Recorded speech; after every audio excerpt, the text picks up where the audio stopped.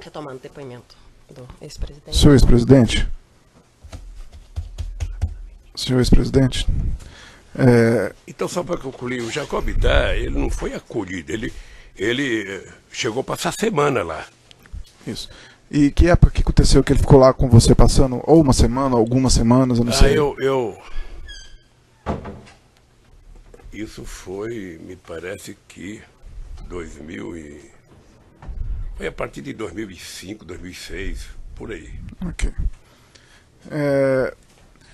Depoimento prestado aqui nos autos, inclusive hoje, o senhor Bunlai falou que por volta de agosto de 2010, o senhor Jacob Bittar manifestou interesse em comprar um sítio, porque ele queria que, em alguns depoimentos também, reunir as famílias. Dentro desse contexto de amizade com o senhor, vocês chegaram a conversar sobre isso? Não. Em algum momento? É isso que eu fico muito fulo da vida, porque como é que as pessoas decidem? O Zé Carlos Bunlai conversou com o Jacob Bittar, o mínimo que eu esperava é que ele falasse para mim, olha, você vai comprar um sítio para quê? Não, eu não estou perguntando ao senhor quando foi comprado ou quando você tomou conhecimento. Eu estou perguntando se nas suas relações de amizade com o senhor Jacob Bittar, não, esse assunto entrou em discussão. Nunca. Ok. Em depoimento, o senhor Fernando Bittar relatou que vocês, o senhor presidente e a dona Marisa, poderiam usar o sítio como quiserem. O senhor pode falar um pouco disso, por gentileza? Quando eu fiquei sabendo do sítio, ou seja, que o sítio era do Jacob Bittar, que eu fui lá, eu fiquei sabendo que o Jacob Bittar tinha dito para a dona Marisa que poderia colocar lá parte do acervo. Uma parte do acervo foi colocado no Banco do Brasil, que eram as coisas que tinham valor, que estão lá até hoje. Outra parte do acervo foi colocada em contâneres, sobretudo papel mais valioso, e foi guardado que empresa foi? Graneiro. E o que foi lá para casa era dois tipos de coisa. Primeiro, eu posso até dizer de forma pejorativa, tralha, que era roupa, camisa de time de futebol, muitas, a Polícia Federal foi lá, deve ter achado, sabe, de todos os times do Brasil. Jaleco de fotógrafo, tinha uns 50 tapetes, sabe, de tudo quanto é lugar lá, e bebida, muita cachaça, sabe, um pouco de uísque e vinho de menos qualidade, que eu também não conhecia, tá? E que denunciaram que era uma adega, na verdade era um quarto, sabe, que se alguém dissesse que era adega para o entendedor, mandava prender, porque era um quarto que não tinha nem ar-condicionado, nem refrigeração para guardar vinho. Então era isso. Então o Jacob Bittar tinha essa preocupação. Hoje, na minha opinião, o Jacob Bittar tinha outra coisa. Tá? O Jacob Bittar, eu acho que ele tinha, na consciência dele, a preocupação do que ele ia fazer quando a gente deixasse a presidência. Sabe? Então eu acho que quando ele comprou o sítio pensando em ele estabelecer um lugar para que ele pudesse convidar a gente e passar, sabe, tempo junto. Okay. E ele era muito amigo da Marisa. A Marisa tratava ele com uma fidalguia e com um respeito profundo. E eu acho que ele se sentia confortavelmente bem, sabe, com a dona Marisa, porque ela tratava ele com dignidade. Então a pergunta é se os senhores tinham liberdade para usar o sítio como quiserem, como o Fernando Bittar disse à época, como quisesse. Eu, na verdade, gostava de usar quando eles estavam lá. Ok, mas os senhores tinham liberdade de usar? Não, eles disseram que eu podia utilizar. Ok. Também no depoimento que o senhor prestou no aeroporto de Congonhas, o senhor relatou o seguinte: eu fui conhecer o local no dia 15 de janeiro. Sei também dito pelo companheiro Fernando, pelo Jacob Bittar e pelo Jonas, que uma das ideias deles era não só que eu tivesse um lugar para descansar, mas também que eu tivesse alguma coisa para guardar, tralhas de Brasília, que é muita tralha que a gente ganha. Então, além dessa questão das tralhas, que o senhor usou essas palavras, também era uma ideia que o senhor pudesse descansar lá no local? Sim. Ok. No depoimento que o senhor prestou em Congonhas... Até hoje tem muita gente que oferece, o Lula quer passar um dia na praia, quer passar um dia no... Sabe? Ok, senhor ex-presidente. Senhor ex-presidente, no depoimento que o senhor prestou no aeroporto de Congonhas, o senhor... No aeroporto de Congonhas... Na condução coercitiva que foi declarada depois que o fato está validado, né, doutor? O Supremo deu eficácia para frente, né, doutor? Discussão a ser feita. Não é discussão, porque o acordo da STF foi explícito nesse sentido. Mas eu posso prosseguir com minhas perguntas. Senhor ex-presidente, no depoimento que o senhor prestou no aeroporto de Congonhas, o senhor relatou que era uma sacanagem da imprensa sobre a divulgação do sítio, porque aquilo era sigiloso, aquilo era segredo. O que o senhor quis dizer com isso? Eu quero dizer que é o seguinte, que um presidente da República, que deixou a presidência da República com 87% de bom e ótimo, não tinha o direito de colocar o pé numa praia, não tinha o direito de colocar um pé no hotel, não tinha o direito de chegar no aeroporto. Sabe? Não tem, se um dia você ficar famoso, você vai perceber o quanto é difícil. Quanto é difícil. Você, na verdade, fica prisioneiro. Tá? Prisioneiro. Tanto que eles sabiam que o lugar que eu me sentia mais confortável era ou no Torto ou no Alvorada. Porque lá eu tinha segurança de que ninguém estava bisbilhotando, sabe, a presidência da República. Tá? É por isso, sabe, que era importante que tivesse isso. Tudo bem, senhor ex-presidente. Senhor ex-presidente, qual é a frequência de utilização do sítio de Atibaia por você e por Dona Marisa? Não sei, querido, não sei. Mas uma média. Se eu estivesse viajando, sabe, eu ia menos, se eu não estivesse viajando, eu ia mais, e dependendo de quanto que o Jacó poderia ir. Tá. Senhor ex-presidente, o senhor tinha intenção de comprar o sítio? Eu, na verdade, pensei em comprar o sítio para agradar a Dona Marisa em 2016. Eu tive pensando, porque se eu quisesse comprar o sítio, eu tinha dinheiro para comprar o sítio. Acontece que o Jacobitá não pensava em vender o sítio. Ok. O Jacobitá tinha aquilo como patrimônio.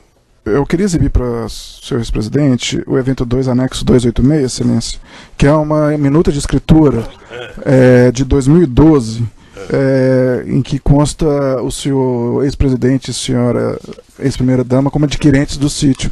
Isso em 2012. Isso foi apreendido na sua residência. Lá em 2012, o senhor tinha interesse em comprar o sítio? Não, então por que esse documento foi encontrado na sua casa? Porque também alguém tinha interesse de vender. Alguém tinha interesse de comprar? Sabe? Não. Não? Nem sempre. Mas tem o nome do senhor aí. Não, veja. Mas se for feita uma minuta, se foi o Fernando Bittar que fez a minuta, ou foi o Jacob Bittar que fez a minuta, sabe? Obviamente que, como eu era amigo deles, eles poderiam ter oferecido para mim. Eu, se quisesse comprar o sítio, eu teria comprado, porque eu tinha dinheiro para comprar o sítio. Ok. Eu não comprei o sítio e não comprei em 2016, que teve outra minuta. Ok. E por que esse documento foi encontrado em sua residência, senhor ex-presidente? Ora, porque se a ideia era tentar mostrar que o Lula deveria comprar, deveria ter entregue lá em casa. Tá? Okay. Deveria ser entregue. Isso foi entregue ou para mim, ou para minha mulher, ou para alguém. Ok. Qual é o erro de ter sido montado da minha casa se foi feito para entregar para nós? Senhor ex-presidente. Se tivesse a casa do vizinho, que era complicado. O senhor Emílio, em depoimento prestado nessa ação penal, ele relatou que tinha muito apreço pelo senhor. Quem? O senhor Emílio Odebrecht. Ele relatou que tinha muito apreço pelo senhor porque o senhor era um homem que sabia ouvir as demandas da organização. E eu por ele. Ok. E, nesse contexto, ele alegou que tratava com você de assuntos da Petrobras e assuntos relacionados ao setor petroquímico.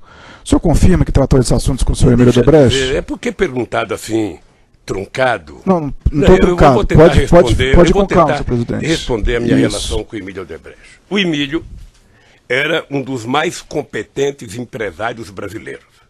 Aliás, herança do velho pai dele, que era uma figura excepcional, tá? Que eu tive o prazer de conhecer.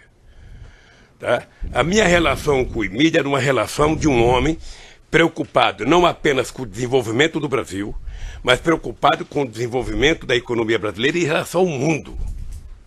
O Emílio Odebrecht tinha relação. Quando eu fui candidato em 89, eu já viajava para a América Latina, só tinha 2 embaixadores do Brasil no exterior, na verdade. Um era o representante do Banco do Brasil, que tinha em quase todo lugar, e o outro um representante da Odebrecht.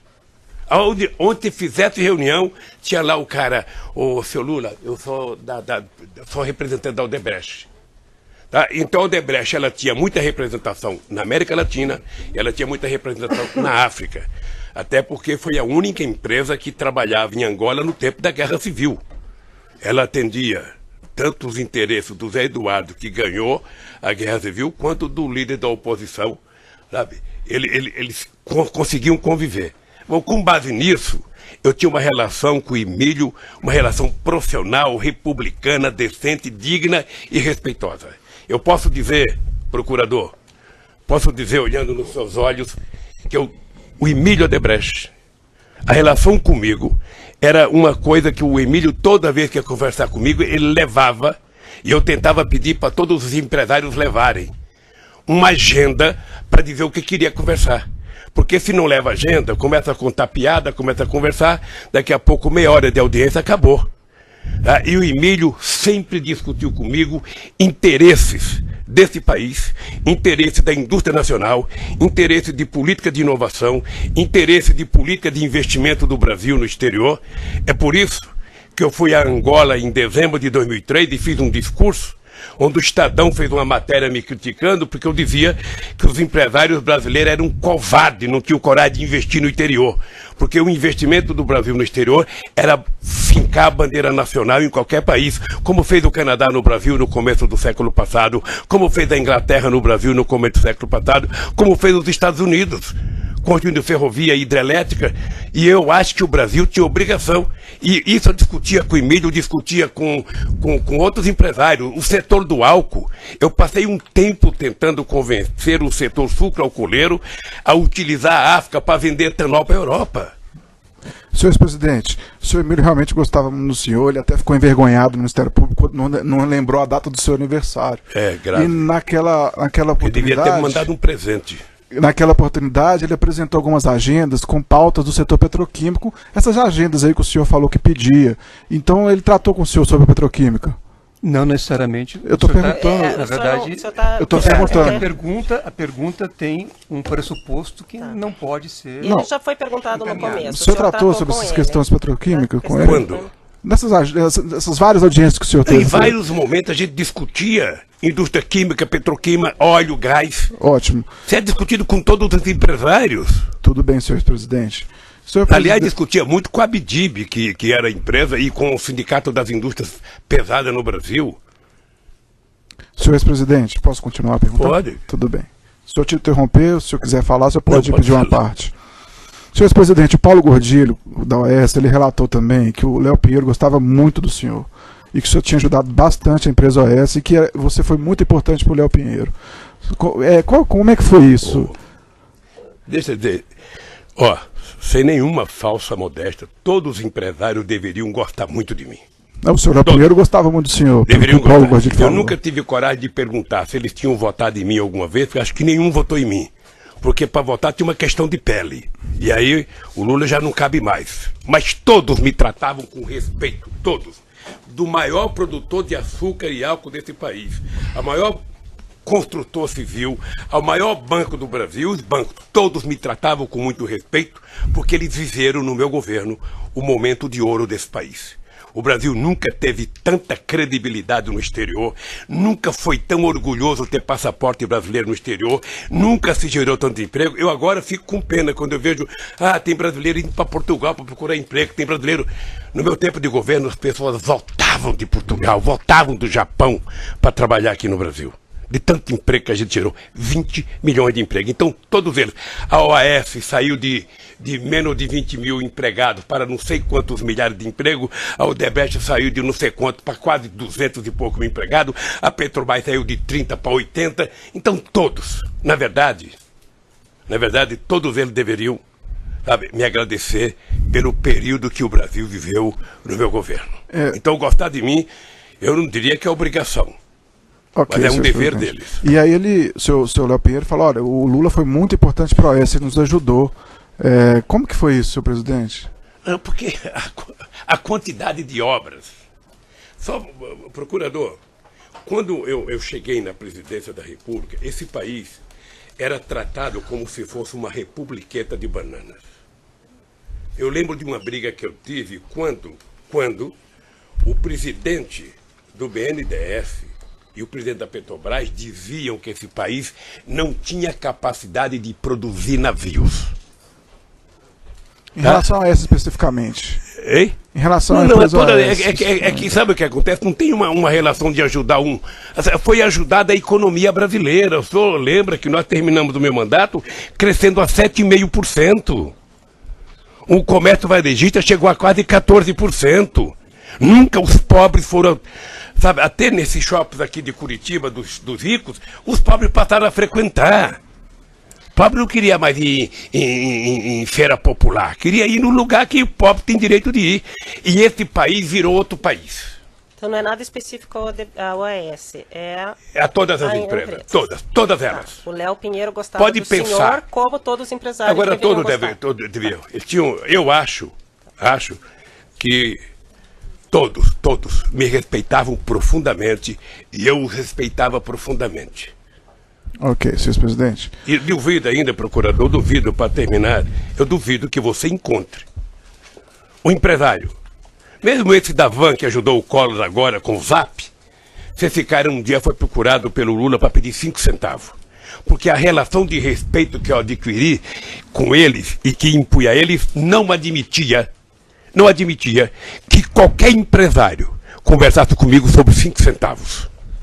E não admitia quem frequentasse a minha casa discutir negócio, sabe, de governo. Governo eu discutia até a meia-noite dentro do palácio. Quando eu ia para casa cuidar da minha família. Senhor presidente, o Bunlai, no depoimento que foi aproveitado nesses autos, ele alegou que efetuou um empréstimo no Banco Chaim e isso estava causando vários problemas para ele, que ele estava impossibilitado de operar com bancos, estava incluído no CADIM. Ele chegou a confidenciar isso com o senhor? Eu vi a denúncia pelos jornais. E o Bunlai conversava... Somente ele é que sabe se ele pegou dinheiro com quem quer que seja com o Chaim, com o Itaú. E esses problemas pessoais que ele teve com esse empréstimo? Hein? Esses problemas pessoais que ele teve com o empréstimo? Eu não sei qual é o problema pessoal que ele Ele teve. não comentou com o senhor. Hein? Ele não comentou com o senhor esses Também não sei. problemas. Ok. Ele sabia que era proibido discutir qualquer assunto que não fosse a relação familiar.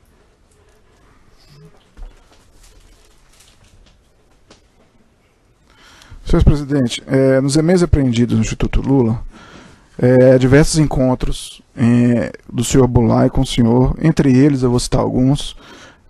No dia 6 de março de 2014, o senhor Bunlai e o senhor encontraram com o embaixador do Catar. Por qual motivo esse encontro do Bunlai com o senhor?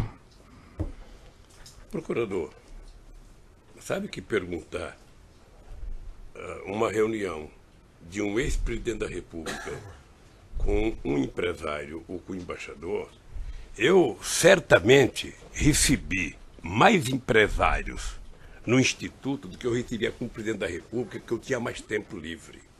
E todas as pessoas que me procuravam para discutir, sabe, como nós vamos fazer o Brasil voltar a crescer, como nós vamos fazer com que a economia do Brasil volte a ser respeitada. Olha, se alguém trouxe alguém do Catar, eu não sei se foi para discutir o assunto de Olimpíadas ou de futebol, mas eu não sei se teve o embaixador do Catar comigo. Se tiver na minha agenda, deve ter tido alguma razão. Mas eu recebi muitos empresários. Okay. Recebi muitos empresários, muitos embaixadores, muitos ex-presidentes, muitos primeiros-ministros. Existe um encontro também do senhor Bunlai e o senhor André Esteves com o senhor no Instituto Lula. Qual motivo teria esse ordem, encontro? Excelência, na verdade, existe um apontamento, não necessariamente a existência do Eu vou encontro. corrigir a pergunta, sei, senhor ex-presidente. não sei. Existe um apontamento de um encontro do senhor com o André Esteves e com o Bunlai. Não lembro se eu tive com o André Esteves. Ok. Junto com o Bunlai. Senhor ex-presidente, existe um apontamento quanto a isso. Por qual motivo você acha que pode ter tido um assunto em comum? Sabe? Algum assunto em comum que o senhor possa ter tido com eles?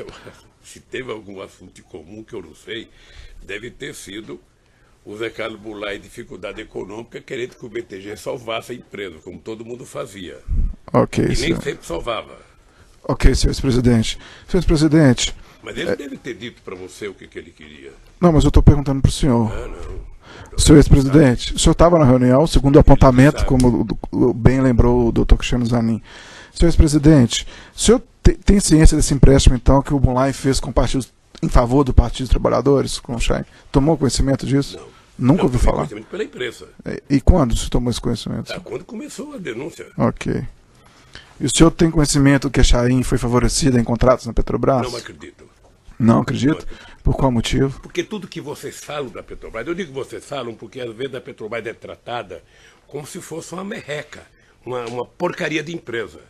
E a Petrobras é uma empresa que tem uma governança respeitada no mundo inteiro. A Petrobras, ela inclusive tem o controle, depois do meu governo, ela tem o controle da Controladoria Geral da República. Então a Petrobras é uma coisa muito séria. Qualquer coisa que é decidida na Petrobras passa pela mão de 500 pessoas. Sabe na mão de quem não passa? Do governo.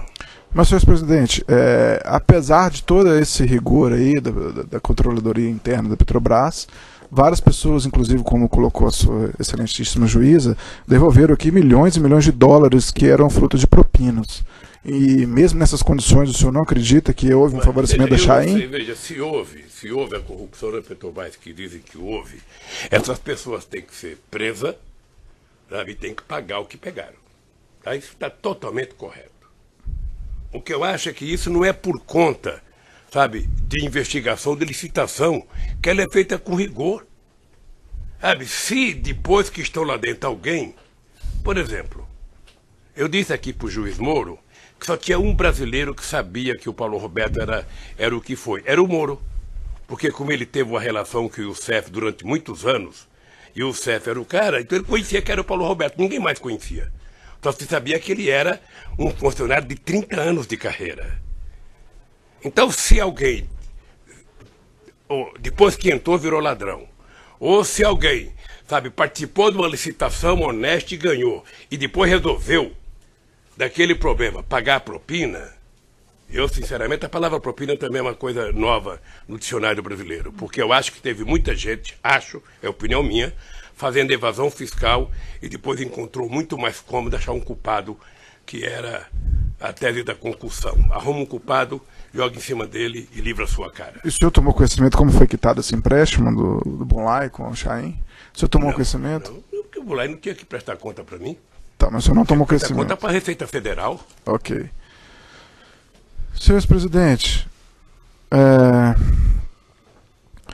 o senhor tomou conhecimento que o Bunlai efetuou as obras no sítio, no Atibaia?